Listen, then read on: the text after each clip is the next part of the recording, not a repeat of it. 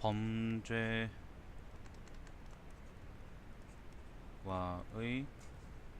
전쟁. 부제는 나쁜 놈들 전성시대. 감독은 윤종빈인데 일단은 스포일러, 오래된 영화긴 한데 스포일러를 원하지 않는 분들은 보지 마세요. 윤종빈이 어떤 사람이냐면은 윤종빈이 어떤 사람이냐면은 옛날에 군대의 족같음을 표현한 영화로 유명했던 게 용서받지 못한 자라는 영화가 있었어요. 용서받지 못한 자. 그 영화를 자기 학부 졸업 작품으로 찍은 사람이 바로 윤종빈이고, 그래서 그때도 되게 호평을 받았었었는데, 이게 2011년도 나온 영화거든요. 2011년에 요걸 찍었을 때도 되게 호평을 많이 받았죠. 저는 부제, 이렇게 부제 땡땡하고 이렇게 찍는 걸 되게 안 좋아하는데 그럭저럭 잘 어울리는 부제다, 난 그런 생각도 들고 그러네요. 일단 네이버의 줄거리부터 한번 읽고 시작을 하죠. 2012년 2월 나쁜 놈들의 전성시대가 시작된다. 비리세관 공무원 최익현, 보스 최영배를 만나다. 1982년 부산 해고될 위기에 처한 비리세관원 최익현이 최민식입니다. 순찰 중 적발한 히로뽕을 일본으로 밀수출, 마지막으로 한탕하기 위해 부산 최대 조직의 젊은 보스 최형배와 손을 잡는다. 최형배가 바로 하종호입니다. 머리 쓰는 나쁜 놈과 주먹 쓰는 나쁜 놈 부산을 접수하다. 익현은 탁월한 임기응변과 특유의 친화력으로 형배 신뢰를 얻는 데 성공한다. 주먹 넘버원 형배와 로비의 신 익현은 함께 힘을 합쳐 부산을 접수하기 시작하고 두 남자 앞에 나쁜 놈들의 전성시대가 펼쳐진다. 넘버원이 되고 싶은 나쁜 놈들 한판 승부, 범죄와의 전쟁. 하지만 1990년 범죄와의 전쟁이 선포되자 조직의 의리는 금이 가고 넘버원이 되고 싶은 나쁜 놈들 사이에 배신이 시작된다. 살아남기 위해 벌이는 치열한 한판 승부. 최후의 웃는 자는 과연 누가 될 것인가?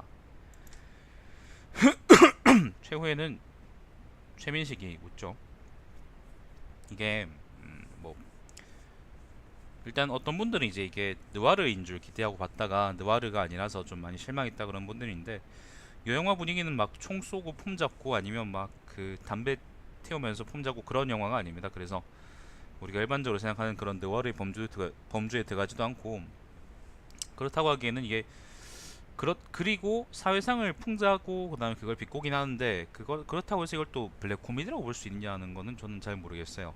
뭔가 좀 느낌이 다릅니다. 좀 뭔가 느낌이 다른데, 아무튼 뭐 블랙 코미디가 아니더라도 사회상을 풍자하고 그런 거는 되게 이제 잘한 거라고 생각하고, 80년대 분위기도 되게 잘 납니다.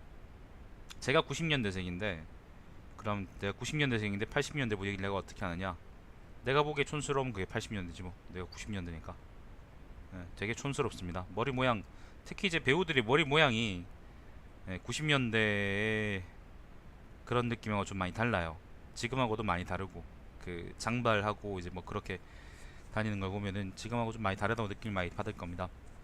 역사적인 배경은 80년대 말에서 90년대 초까지인데, 80년대 말에 그 잠깐만요. 전두환에서 친구 노태우로 그 대통령이 바뀌고 난 이후로 노태우가 범죄와의 전쟁이라는 것을 선포했었어요. 그게 전국에 있는 조직 폭력배들을 싹 다 잡아 없애버리는 그런 조치였는데, 그것 때문에 사람들의 지지를 많이 받았었는데, 그 전후의 이야기를 다루고 있어요. 그 전후. 조직 폭력배들이 전두환 시기에는 활개치고 사실상 이제 관료들과의 유착을 통해서 그 암약하다가, 그게 이제 갑자기 태도를 싹 바꾼 정부의 배신 때문에. 그것도 재밌네요. 요 영화에 가장 많이 나오는 거는 배신이거든요. 배신.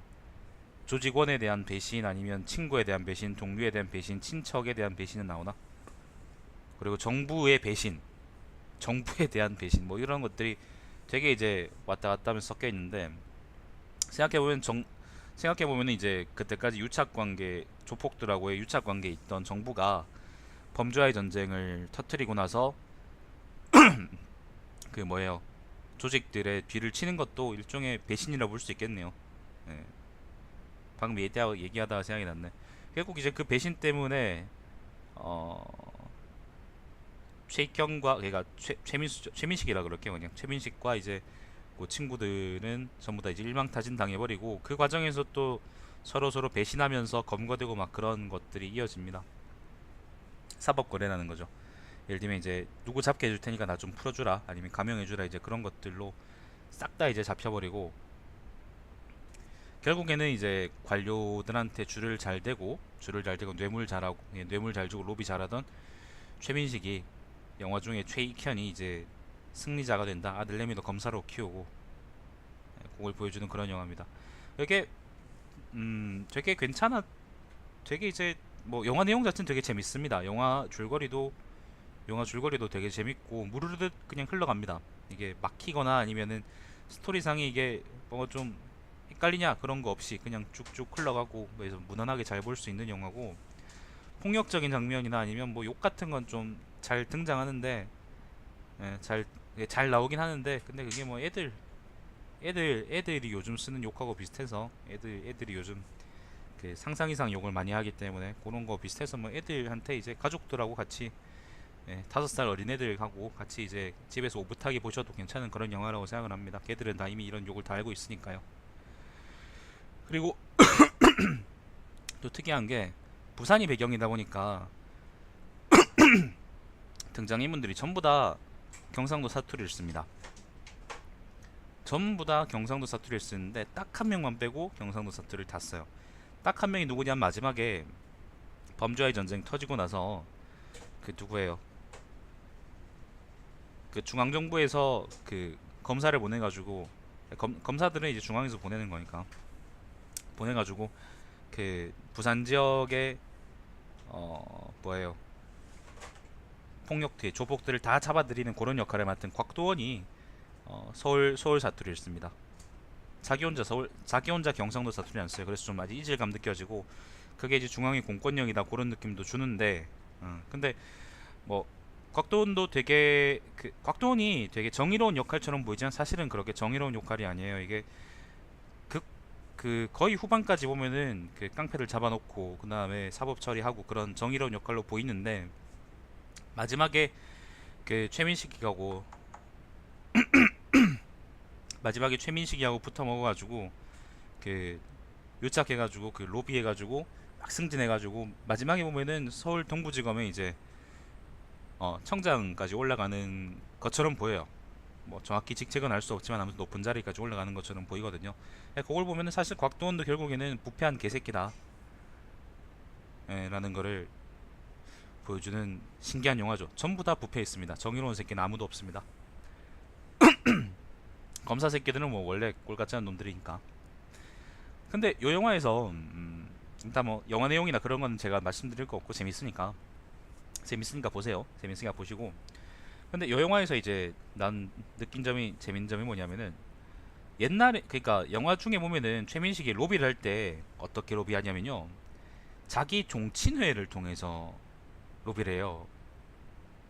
최민식이 여기서, 그러니까 경주 최 씨의, 최익현이잖아요 이거요. 경주 최 씨의 무슨 공파더라, 충렬 공파였나, 아무튼 그렇게 해서 뭐 30 몇 대손 이런 식으로 자기의 집안 내령을 꽉 잡고 있는 사람인데, 이 양반이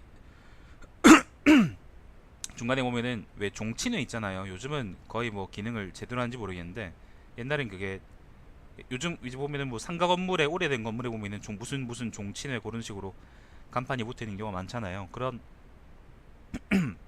종친회들을 통해서 이제 네트워크를 만들어 가요. 종친회를 통해서 찾아가다 보니까, 이제 예를 들면 현직 그 부장 검사의, 예를 들면 뭐 할아버지가 종친회 누구더라, 아버지가 누구더라, 아니면 조카가 누구, 삼촌이 누구더라, 뭐 그런 식으로 나온단 말이지. 그러면은 그 사람을 통해서 이제 그 현직 검사한테 로비를 하는, 그 부장 검사나 이런 아저씨들한테 로비를 하는 거예요. 그런 식으로 인맥을 만들어 나가고 네트워크를 만들어 나가는데, 그렇게 하다가 뭐 그러니까 그게 그게 대부분 시간인 80년대 후반까지의 그런 그 로비 방법이라고 생각하시면 돼요. 근데 그 뒤로는 어떻게 되냐면은 그 제이키언이 이제 검거되고 나서 검거되고 그 다음에 사법 거래하고 그 이후로는 어떻게 되냐면은 종친회를 통해서가 아니라 관료들과의 유착을 통해서 더 위에 이제 관료를 만나고 그런 식으로 이제 유착 과정이 변해간다는 거지. 그게 80년대까지는 우리가 뭐 우리나라가 그 뭐 행정 통치가 지방에 대한 행정 통치가 제대로 안 되는 행정 통제나 행정 통치가 제대로 안 되는 그런 나라는 아니지만은 80년대까지는 그거를 일부러 방관하거나 아니면은 그때까지는 학연이나 아니면 그런 것보다는 그 우리가 친척들 사이에 그런 지연이 있잖아요. 지연이 좀 더 세상에서 중요했다는 걸 의미하는 거죠. 그러고 나서 그 이후로는 이제 관료들과의 이제 유착을 통해서 계속 윗선 관료들을 접촉하고 그런 걸 보면은 그때부터는 지연의 시대는 끝나고 그때부터는 이제 학연이나 학연 지연 그다음 하나 뭡니까?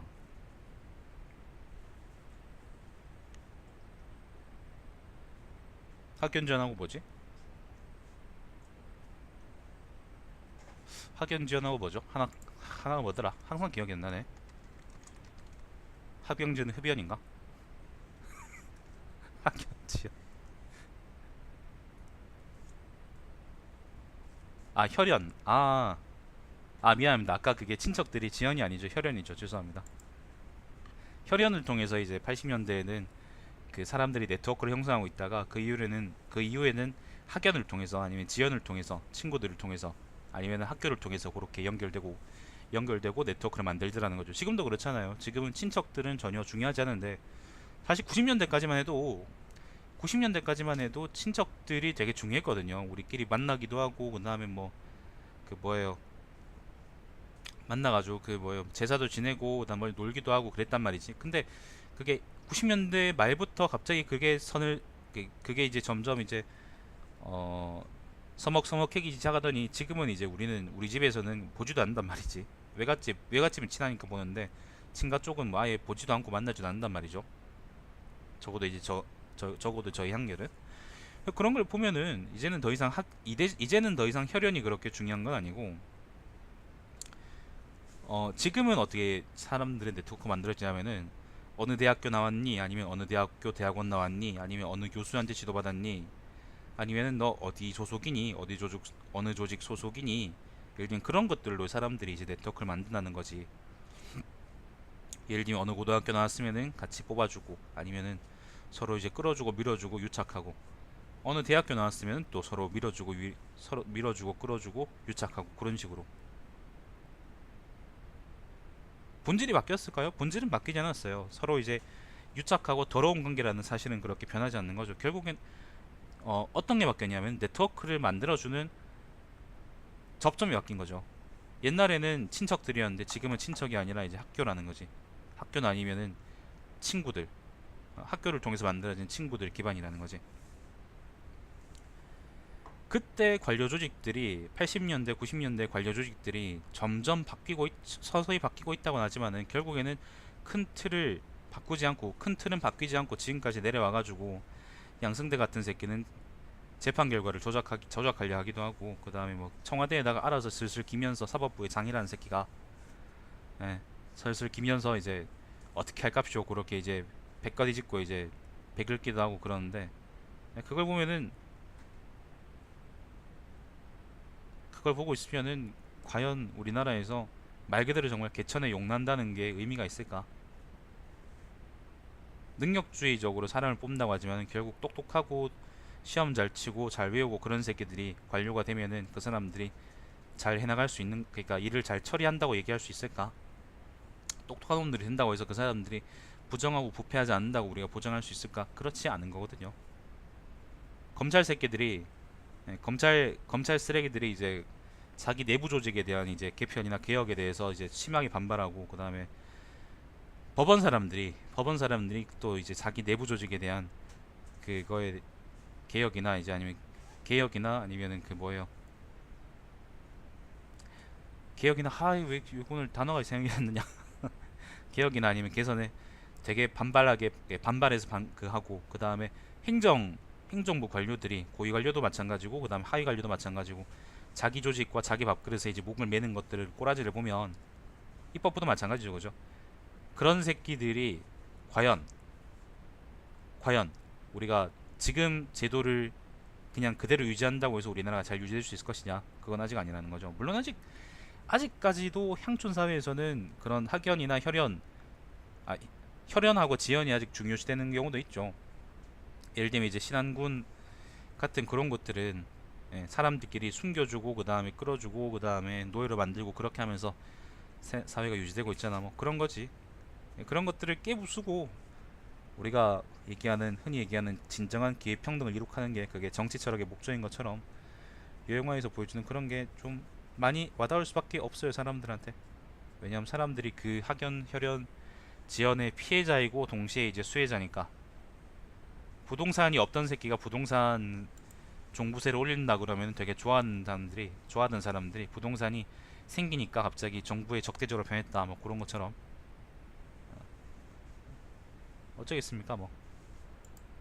기자 평론가들은 대체로 높게 줬는데 7.50점을 줬네요. 근데 박형식이는 6점을 줬고 그다음 이동진이는 9점을 줬는데 뭐 둘 다 그냥 그저 그렇습니다. 근데 박형식이는 좀 이걸 많이 저평가했네요. 다른 사람들은 뭐 그저 그렇게 아니고 이제 되게 무난하고 좋은 영화라고 이제 많이 평가를 했고 사람들도 대체로 이제 많이 호평을 했습니다. 볼만합니다. 저는 만약에 준다 그러면은 8점 내외를 줄 것 같습니다. 그 정도 받을 가치 있고 사실 이제 그 이상을 줘도 되는데 그 이상을 줘도 될 만한 영화인데 근데 이제 뭐 구조를 분석하는 것보다는 이제 그 구조에서 이야기를 만들어내 가지고 사람들은 즐거움을 주는 게 좀 더 목적인 영화이기 때문에 저는 뭐 9점까지 갈 만한 그런 영화는 아니라고 생각을 하고 다만 이제 8점 이상을 받을 만한 가치는 충분하다. 그 내외를 줄 만하다라고 얘기를 할 만합니다. 꼭 한번 보십시오. 재밌을 겁니다. 아, 그리고 마동석이 요즘에 되게 존재감이 크고 그다음에 그 뭐예요 존재감이 크기도 하고 그다음에 되게 중요한 실제로 되게 중요한 배역으로 많이 나오는데 어 그때는 안 그랬습니다. 그때는 마동석이 그렇게 뜨기 전이었기 때문에 여기 2011년 영화거든요. 아직 이제 뜨기 전이었기 때문에 이때는 상당 그래도 이제 존재감은 있지만은 주연급은 아니고 조연으로 이제 나온다는 것도 아마 마동석 좋아하는 분들은 보시면 아마 재밌게 보실 수 있을 겁니다. 자, 여기까지 하겠습니다. 시청해주신 여러분 감사드리고 제 방송 유튜브에 달마시안TV에서 다시 볼 수 있습니다. 방송 여기서 종료하겠습니다. 오늘은 범죄와의 전쟁, 나쁜 놈들 전성시대를 한번 봤습니다.